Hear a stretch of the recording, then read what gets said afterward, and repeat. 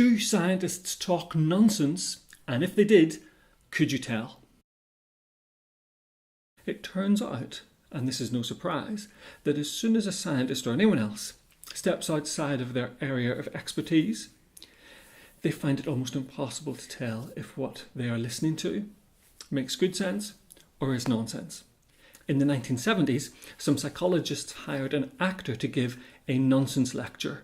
It was full of meaningless phrases and gibberish all around the application of game theory to medicine, and the lecture was given to some psychology students. And afterwards, the students were asked to rate the teacher.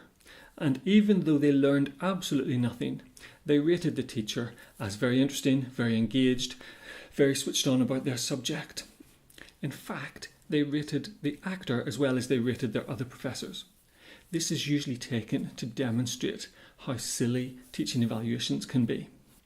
But more recently, some scientists have used similar nonsense to highlight something known as predatory journals and predatory conferences. A predatory conference is one that exists just to make money, not to share knowledge. And a predatory journal is exactly the same. In 2005, some students from MIT created a computer program that made nonsense sentences. The sentences were grammatically correct, but they had no meaning behind them. And they used this program to create an entire conference paper, and they submitted it. And lo and behold, it was accepted. So the students created a nonsense presentation in exactly the same way, and they packed their bags and were about to leave for the conference when the conference organisers pulled the plug on them. Did they just leave it at that? No, they didn't. They hired a room next door to the conference, and they put on their nonsense presentation for anyone who wanted to come along. More recently, an Australian computer scientist made an entire paper made up of one single phrase, "Take me off your effing mailing list," after being bombarded by requests to submit to one of these predatory journals. A predatory journal works by having the author pay for the publication. That's how they make their money.